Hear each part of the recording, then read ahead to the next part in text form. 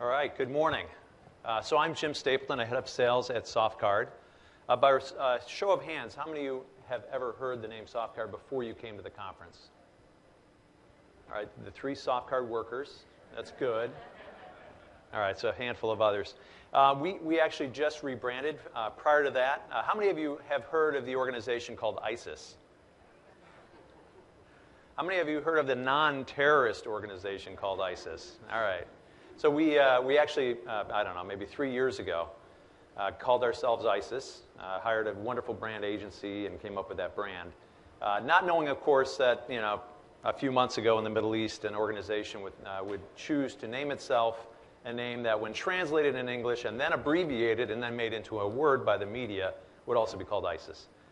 So we jumped on that in early July, consulting with Middle Eastern experts, and decided to rebrand ourselves at no small expense, having been in the marketplace for a couple of years and building what at the time was a great brand called ISIS. But we switched then, and so our new name is Softcard. So if you haven't heard of us, it may be why. So before we dive into Softcard and who we are, let's just talk about the marketplace. And this actually carries on pretty nicely from what Alexandra was saying before, which is in terms of the consumer. I mean, this begins really with the smartphone. How many of you are holding a smartphone near you right now, within arm's reach? All right. You don't have a smartphone? Okay, all right. Just checking. You get 2 of them. All right. How many are holding 2? There we go. Okay. So the point is, it's usually the last thing you touch before you go to bed, and spouses aside, and the first thing that you pick up in the morning. Right. Most people sleep near it. I mean, it's the love affair with the smartphone is crazy, addictive. It's a phenomenon. If you went back 10 years, your relationship with your phone was very different. You probably left it at work or left it hanging on the wall. Maybe it was a bag phone, right? I mean, this is a huge phenomenon that has taken consumers by storm. And in general, what you're seeing on the left-hand side is consumers, there's no bound to what they expect their smartphones to be able to do and what they use them to do. On the right-hand side is a natural evolution, which is the concept of, well, if it does everything else for me, why wouldn't it be my wallet? Why wouldn't it be a place that I would put my payment cards, my loyalty cards, and all those pesky coupons and organize it for me and make it digital, make it agile and with me at all times and dynamic and all this, make it efficient, really. And so consumers, if you look at the research here, are absolutely ready for this. They're ready for this product. 55% of consumers want mobile payments. 60% are willing to actually exchange purchase history information in order to get better targeted information through a mobile wallet. We don't particularly take advantage of that, but there's an opportunity for you as a retailer to do just that. And then 70% of millennials, so higher than the 55%, of the millennials, 70% are wanting to use their phone to pay. And perhaps the bottom one is the most important, and I think this has been picked up in some of the Apple Pay coverage as well, that consumers who use mobile commerce, these early adopters, are actually fairly robust in their purchase behavior. So they are likely some of your better consumers if you're a merchant, or are the better consumers for your customers if you're a retail pro supporter here. Okay? So, the next one question is, yeah, that's really cool, but, now Apple Pay and Softcard are both using NFC. So let's talk about NFC propagation, right? I mean, is it really here, or is it still a future? Okay? So that's a very valid question. First of all, with smartphones, 80% of all U.S. mobile consumers, by the end of this year, so 2.5 months from now, will have a smartphone. Or 2, right? So in terms of, smartphones haven't really penetrated, so geez. And then of the smartphones, NFC, that's, right off the first cut is 80%, and you can imagine if it grew from 57% to 80% in 1 year, which is an astounding 23%, right? How long is it going to take to close the 80% to 90 plus, right? Probably by the end of next year. So smartphone de facto assumption, damn near, right? You still have some consumers that may not have it, so you have to have other channels, but it's a pretty good assumption they're going to have a smartphone. Now the question is, how many of them will actually use it to transact payments? This prediction is 56% will be using it in 5 years to transact as their primary payment tool. Approximately 1% of consumers are doing it right now. Okay, so this is this will be a big shift. 5 years. It's going to take some time, but it's clearly a trend you want to keep your eye on. In terms of the but my phone doesn't have NFC. The truth of the matter is that every new Android device that has gone into the market for the last, probably now we're up to about 20 months, has, actually probably 24 months, 2 years now, has NFC built into it. Okay? So there's actually 80 different models. So anybody that has bought an Android device in the last 2 years has NFC, whether you know it or not. It's in one of those settings, and if you download our app, you can realize that you have it and start using it. And obviously, Apple, with the announcement of the 6 and the 6 Plus, now they've got 2 models that have NFC. The prior models do not, right? So it's not backward compatible from that perspective. But going forward, and you guys all know how quickly the iPhone user, churns. It may take the next release to get everybody, but rarely will you find an iPhone user who is more than 2 releases behind. They tend to kind of move on when the new releases come out. Okay, this is actually the market share split. So how many people have an iPhone? Show of hands. Okay, and how many have Android? Okay. All right, so it almost in the audience looked like about half and half. So it's 52%, of all your consumers, right? It's 52% that have Android, 42% with Apple. Here it was a little more 50-50, which is not surprising, given the demographic of the room. But so this is in the U.S. Actually, the share of Android is significantly higher in the rest of the world. So if you're a global merchant, a global partner, you want to keep that in mind. This is just the U.S., which actually has the most robust market share for Apple. Then Windows is number 3, BlackBerry, and then others. Okay? So that's a little bit of kind of the industry, the kind of what's going on with consumers. Let me just describe who we are for a second, other than formerly named after a terrorist organization. We actually work with AT&T, Verizon, and T-Mobile. So you'll hear later about how we leverage their 20,000 retail stores to activate consumers. Because going from 1% to 56% of consumers using this is a behavioral change. Don't let anybody tell you it's not. It's a behavioral change. Tapping with your phone to pay is it's a sensationally cool experience, but to say it's not new would be a lie. It is new. And you guys know behavioral change doesn't come overnight. It can be kind of viral when it's fun, it's secure, it's safe. It can get a head of momentum to it, but it takes time. We think that these carrier stores are a huge asset in terms of giving consumers both the trust, because Softcard is not a name a consumer's going to know, right? We have no brand equity, no brand trust. So having these 3 carriers promote the service in their stores imbues trust into the brand, imbues trust into the functionality, and is a pretty logical place for a consumer to get new technology on their device and to have their questions answered and everything else. So it's great to have that distribution. In terms of who we are from a principles basis, we're a huge believer in choice. So probably one of the best examples of this is if you are a consumer that chooses to use Softcard, you can do it on any carrier, you can do it on any bank, you can shop at any merchant, you choose. And if you decide, and by the way, multiple operating systems, with support for Android, Windows coming later this year, Apple next year. So you'll be able to really, literally take your wallet when you change. So you could go from a AT&T iPhone to a Verizon Android, Samsung device, and your wallet comes with you, right? Which is a pretty cool thing in terms of providing consumer choice. From a privacy perspective, we as a platform do not gather transaction data, as an example. So this is really important both to our merchant partners as well as our bank partners. They don't really want a man in the middle snaking all their data out of the system, right? Most people put data at almost the same level as money in terms of value to the business. So we do not, we kind of are clean, squeaky clean, honestly, as it relates to the privacy of consumer data. And the consumers know that too. They don't want their wallet spying on them. So from a security perspective, when you've come to understand how secure the platform is, it's very, it's got the device account number capability, so it's not the same numbers on your plastic. Every time you tap, the CVV changes. It's a dynamic CVV. You have to have a passcode, as we kind of show there, a 4-digit passcode, to be able to access the wallet. So if you lose it, misplace it, nobody else can use it unless they know that passcode. You call your carrier if you lose your phone, which you do today. They automatically shut down the wallet. You can go get a new device and have all your credentials, new numbers, distributed right into that within seconds. Right? So from a whole lost, stolen, skimming, every angle you can think of, and all the culprits do, right?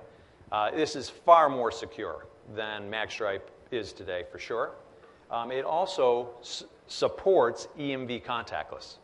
So people say EMV and they automatically think of chip and pin, right? Because that's how Europe implemented it.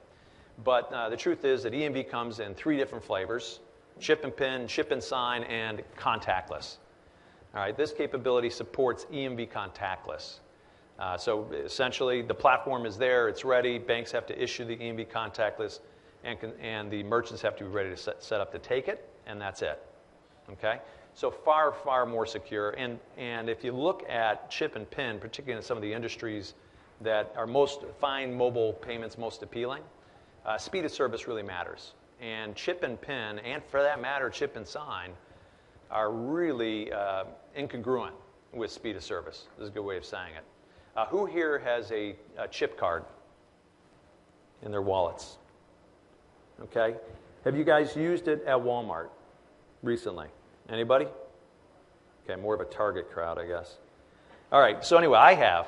And what happens is when you take a chip card to Walmart and swipe it like you would traditionally do, the reader says, stop. You're not allowed to do that. Put the card in the machine. So you have to insert it in the EMV chip, chip and pin slot.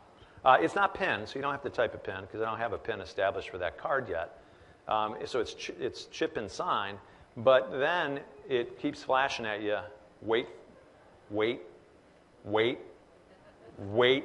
Do not take it out. No, wait for it. I mean, you got to go experience this. It is the most foreign thing for a U.S. consumer I've ever experienced at point of sale.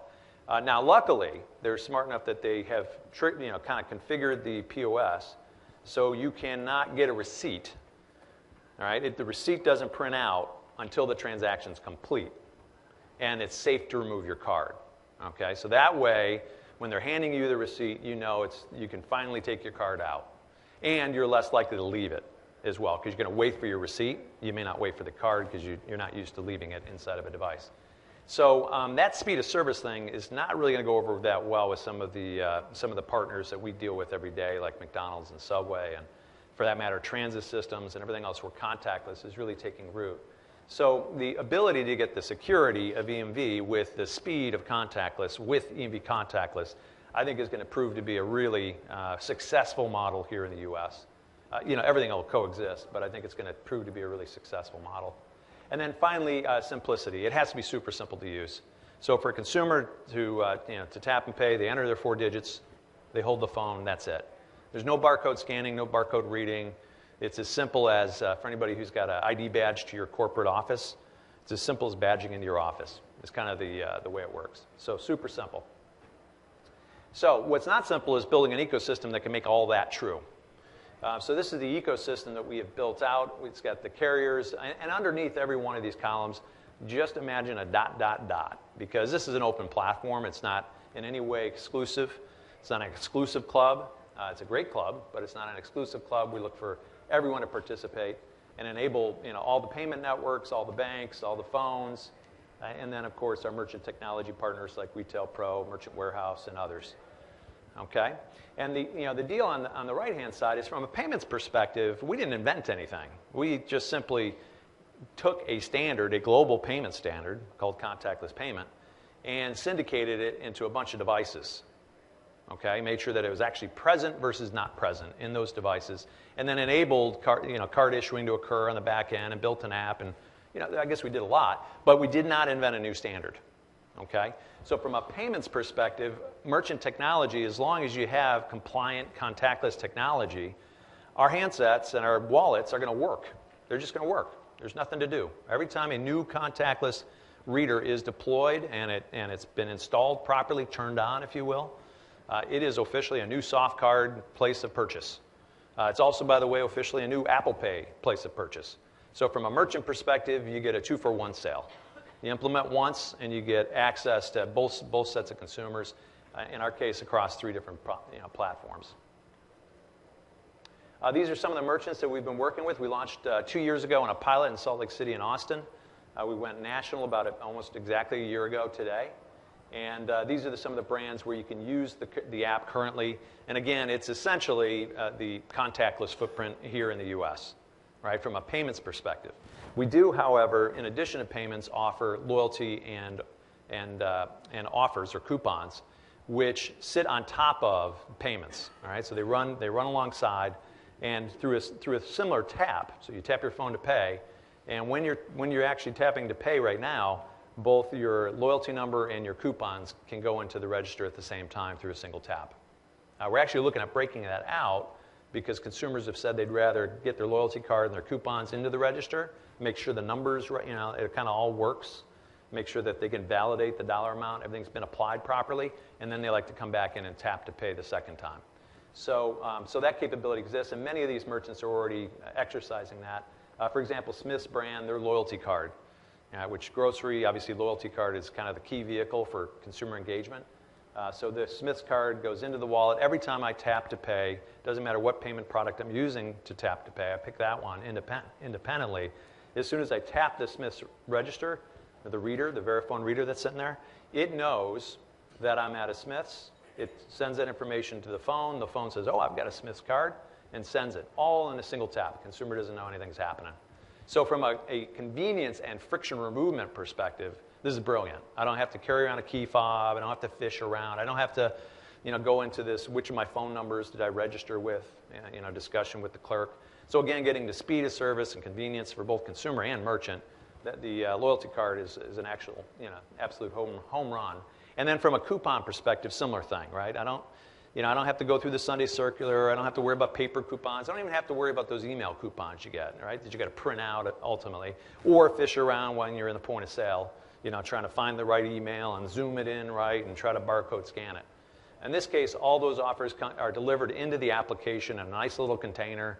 I select the ones I want to use, I activate them, and I tap, and boom, they go into the register, and they get applied automatically.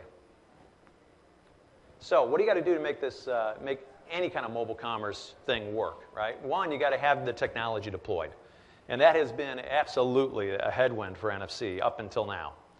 All right, you had to have smartphones, you had to have something that worked. It couldn't be too much of a science experiment. It had to be reliable for everybody involved. And you needed points of acceptance.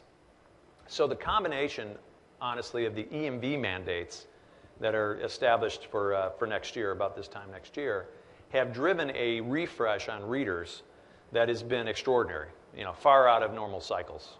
Typically, readers refresh about every 7 years. And as all of you know, in this industry, it's happening a lot quicker than that, primarily driven by these mandates. So all new readers that have been sold over the last couple of years have contactless built in, and EMV capability, and EMV contactless capability, and chip and pin, and all these other features. Because if you're going to buy a reader, and you've got this deadline, and man, I got to meet the deadline. But from here, I don't want to have to buy another reader for 7 years, or 9 or 10, if I could somehow make that happen. At the rate technology is moving, that's probably less and less likely, I'm sure most of you would think. So you want to future-proof it. So pretty much, if you're buying a reader today that doesn't have contactless, you should have your head checked, right? Because that is with the combination of that deadline, the handset propagation that we've instigated across 80-plus devices.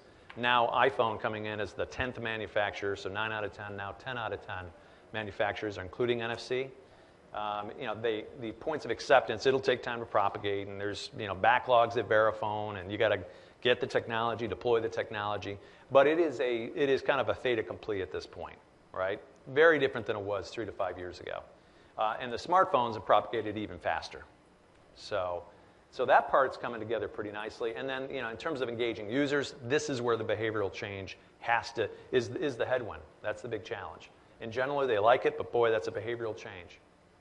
So here's where we're at on the handset side. 80 different models of handset, 30 million plus devices already in the marketplace. So this is not about, I'm not telling you, I'm not predicting a future here. I'm kind of telling you, you're officially in NFC land as it relates to handsets at this point. So in terms of the points of acceptance, this makes 2 points. One, we personally, all right, just through our partner merchants and what we can actually load in our own directory. So we have a directory called the Where to Pay map, where if you get our app, it says, and you want to know where around me can I use this. Right? We've loaded 200,000 plus locations in there that we've personally, and we're not Yellow Pages, okay? So that we've personally been able to inventory. This does not include every implementation, like for example, Chase Payment Tech, every one of their readers is contactless. We don't get a feed on that, right? So your dentist might have contactless. I don't know that your dentist has contactless, right? So this is an underreporting of the locations versus other, there's been a lot, I don't know, a couple hundred science projects going on in the marketplace, all kinds of funky different ways to try to make a payment at point of sale. Not accept a payment, by the way, but make a payment using a phone. And combined, they have 109,000 locations. And again, with EMV, Apple Pay, Softcard, that 200,000 is going to grow really, really rapidly. So kind of turning, at least from the merchants I've been talking to, NFC a year ago was sort of a, it might happen, to it is happening. Just an absolute fact, a reality, and a mad scramble to make sure that they're able to, support consumers with the technology. So in terms of the merchant, just to summarize it for them, safer transactions. These are safer transactions. All right, the dynamic CVV alone makes the ability to replay those credentials an impossibility. In fact, if a replay occurs, it's actually doing the issuer a favor because it allows them to know the credential has been compromised and they shut the credential down. So much, much safer than certainly our magstripe payments that we make today in white tablecloth restaurants, right? Where that card could drift away from us quite easily. So faster checkout, that's I think going to be an increasingly critical point as it relates to the chip and sign technology as I described that Walmart experience. Card present rates, so from a merchant's perspective, there's no incremental cost to this. You get basically the same rate as magstripe. We could probably engage Phil in a lively debate whether you should be paying less for a more secure transaction. Don't tell them I said that. And from a consumer perspective, for them it is safer, it is more convenient, and really I'd say for both banks and merchants, it's the ability to engage the consumer beyond just a payment. I would tell you that payments, as much as obviously it is absolutely necessary, makes the world go round. You can't live without it. It needs to be secure. It needs to be industrial strength. The value creation is really more in what Alexander was saying around omni-channel and marketing and engagement. I mean, that's where you can really generate some top-line revenue growth and unleash some value, which is why we've made sure that when we launched, we had payments, offer, and loyalty, which is sort of the triple crown of what consumers have said they want. I mean, those are three really integrated, relevant, and the offer and loyalty is really where the consumer saves. Saves, feels smarter, gets engaged. So in terms of getting those consumers on board, 20,000 wireless carrier stores is a great distribution channel. Most of you have bricks and mortar stores, so you know just what that store count means in terms of personnel and the investment. So to be able to have those trusted brands, have that footprint as a vehicle to introduce consumers to this brand new concept and this new behavior is really, really critical. We get a huge benefit every time a device launches. So I think actually the Note 4 is coming out here in the next few days. That'll give us a big old bump because, new device, new opportunity to leverage the NFC that's built inside, and the Softcard app is one of the ways to do that. And then we've been doing some really good partnerships with all of our merchants and bank partners to really promote the initial use, to incentivize trial. So, for example, we gave away 1 million free smoothies from Jamba Juice, which definitely made us the largest smoothie purchaser in the country. And went over really well. I mean, consumers definitely habituated on it. It's a bit of an addictive product in the first place, and absolutely delicious. And that was a great way for consumers to just build it into their daily ritual. We also are currently offering $1 back on every purchase in the Serve card. So, and that applies even to vending, where we're already doing a 5th purchase free, up to $5 in vending. So, just imagine that you've got one of these machines in your office that you could go to and get $1 back on every purchase, which if you pick the right product could be virtually free. And then the 5th time you get $5 worth of credit to buy yourself a vending meal, whatever that looks like. So anyway, these are great ways just to habituate. We're also right now running in the city of Chicago on the CTA system, which every bus, both the rural, kind of out in the suburbs, as well as the city bus and trains, all you can use Softcard, to tap and ride. Just go right through the turnstile with it. We're offering 50% back on fares when you do that. So that just started. We're doing some in-vehicle advertising that just started last week on that. So we're looking forward to it. But it's built on standards. So the reason why it works at CTA is because CTA has implemented contactless open-loop payment systems, and our technology is compatible with that. So in addition to the stores and the promotions, we also help merchants to engage the consumers outside the wallet too. So we've actually got, and we'll be expanding a multi-channel marketing platform, which means you can message consumers in the wallet application, but you can also retarget them in Facebook, online banner ads, SMS, geofenced. So you can basically set up a geofence for an opted-in consumer to receive a SMS when they trip that geofence real time without any app open. All right, so this will run it kind of in the background in the operating system and be able to deliver a web-based offer to them right there and then. So that'll be an exciting capability. And then the partnerships. We've got all kinds, like for example, CTA is a merchant, Serve is an issuer, and we are basically enabling co-promotion amongst our partners. So there's a lot of kind of platform level benefits and synergies. And I would say actually that's when I get the most excited. I love the one-to-one relationships we have with banks and merchants, but I really love when I can couple them together and they don't gouge each other's eyes out and deliver value to consumers and drive value to their businesses. This is some of the press as of late. The top left is just about our rebrand, where we had declared a lack of interest in being associated with a terrorist group. The bottom left is where we talk about our work with Apple, which beyond that quote, I can't really share much beyond that, just given the secrecy that goes on when you're working with Apple.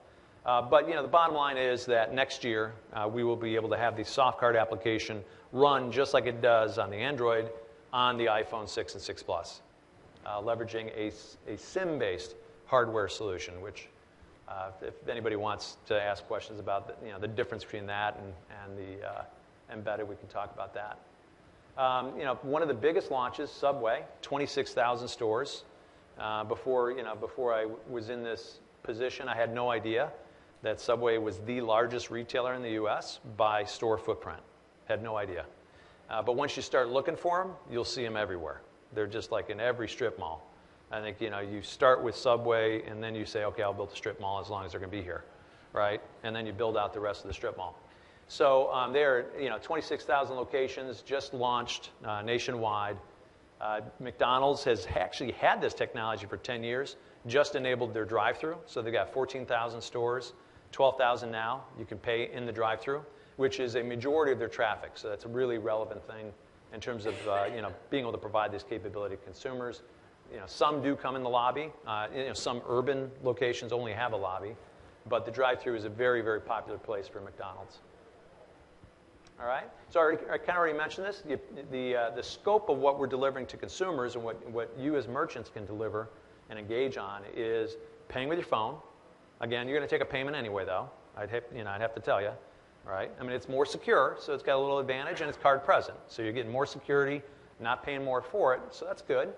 It's also from a consumer choice perspective, I would say, you still take checks. You don't do that because you prefer it. You do it because you're trying to provide consumer choice, right?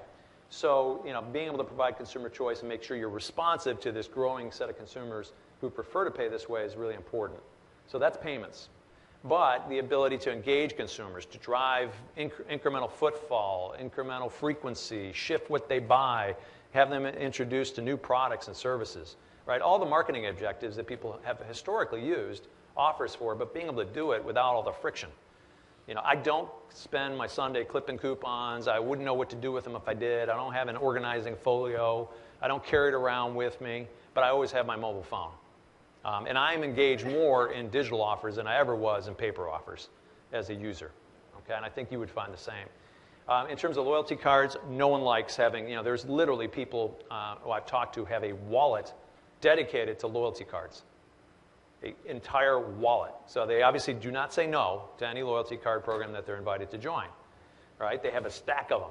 But it's pretty darn clunky. And what you're really carrying around is probably like 1 kilobit worth of data.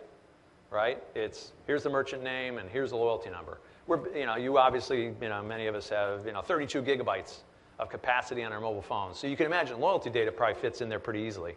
And a lot more easy than carrying around cards and trying to recall phone numbers and all that. So that is a huge, from a consumer's perspective, I'd tell you that is like the quickest kind of uptake from the consumer's perspective. They just get it. I mean, that's a no-brainer, right? They see no value in carrying around key fobs and cards. If they could just use their phone and make it effortless and frictionless, they'll do it. And they'll probably engage in more loyalty programs than they would otherwise. So from a merchant perspective or a solution provider to merchants, this is pretty key, right? The day of the punch card, the punch 10 times.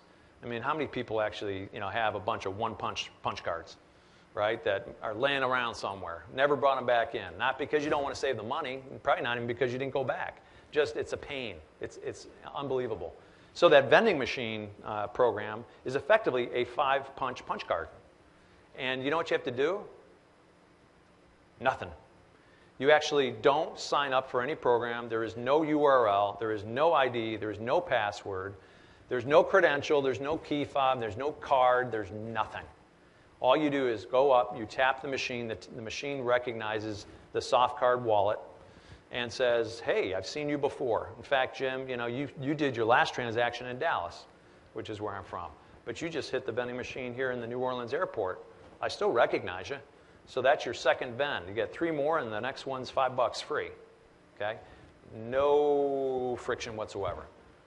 All right? The response is, I don't go up to a website to find out my value. I don't have to. My redemption is immediate. It says, congratulations. Confetti falls, and get ready for a $5 vending meal. Right? That just happens.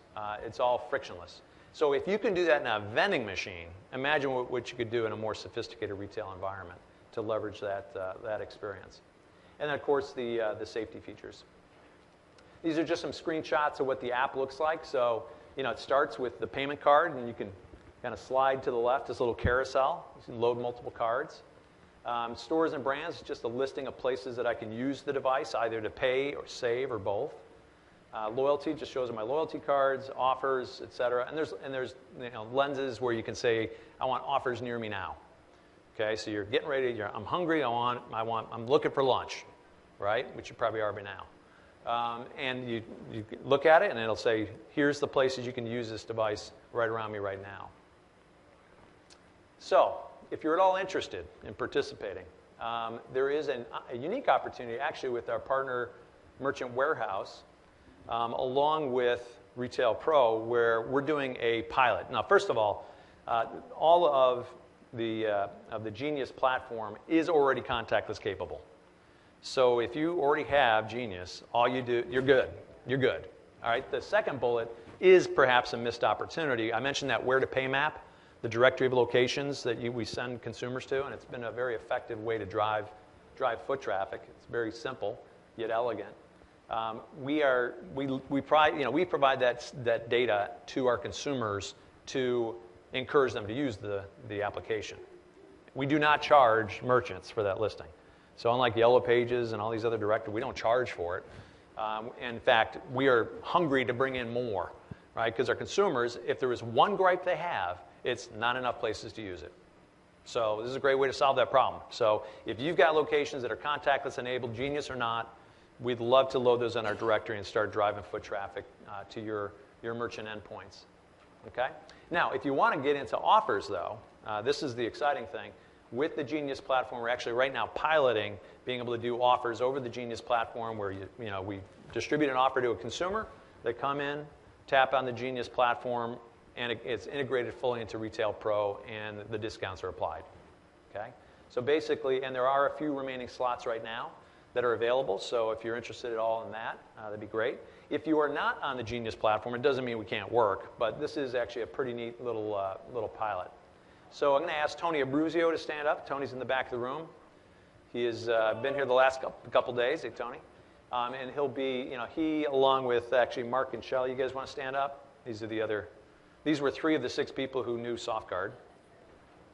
So anyway, they're also manning the booth. So just stop by, grab anybody you want. We'd be delighted to work with you.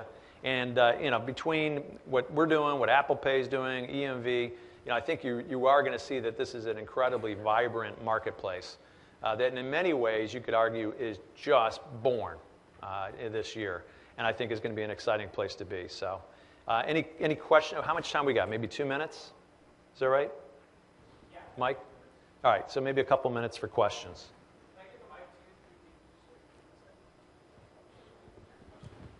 Just a question on the 2015 with the chip cards.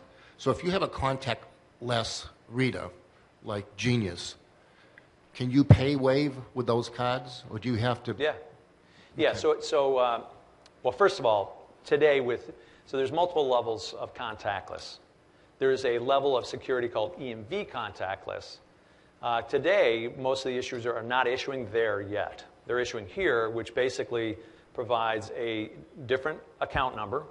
So they're using kind of a device account number, masked, you could call it a token, although it's fixed. It stays that way for multiple uses.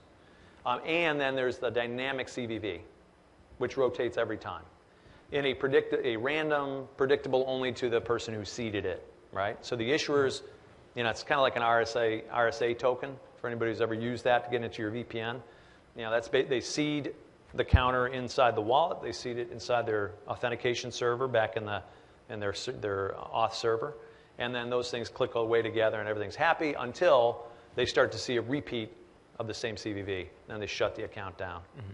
Right? So that level's already occurring. It's far better than MagStripe. You don't get that in MagStripe. Right. And then they're going to upgrade to EMV contactless. And the technology that you have bought, so I showed that Verifone reader, the Genius platform, that is EMV contactless capable. So that eliminates the Walmart problem. Yeah, totally. Yeah, exactly. Yeah. So there you're just tapping. That's it. Tap. There's no wait. Got it. There's no card and slots and yeah. Okay, thank you. I think it's going to, I personally think it's going to be a very popular consumer experience relative to chip. Time for a couple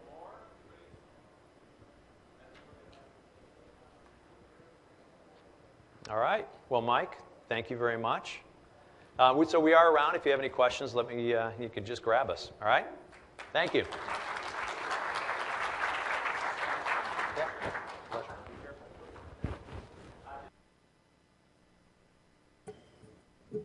Just a second before we go on break, I wanted to share a couple of things with you. First of all, broken record, but this is another reason why we partner with Merchant Warehouse and the Genius device, because it gives us these kinds of capabilities, and there's going to be 100 of them as time goes on. And you guys, if you participate in that, you're hooked. You get it right away as a natural part of just using Retail Pro. You don't have to buy any more software, install anything. It's really pretty cool. The second thing is, regarding this pilot, you can actually see this being demonstrated over in the Merchant Warehouse booth. And the idea is that you would be able to upload your promotions such that anybody who uses Softcard, it shows up in that little directory. So you as a retailer get your promotion, $5 off 100, whatever it might be, buy 5, get 1 free, something like that. Okay, and then what we're going to eventually be able to do, it's just a pilot right now, it is working, but it's not ready for prime time. But at any rate, you can be a part of that just by using Genius once again. So you can go over there and see that right now, how that works with Retail Pro version 9. And if you're interested in piloting this in your store, there are some, I don't want to speak on behalf of Softcard, so you guys can plug your ears, but there's some opportunities for some incentives for you to participate in that.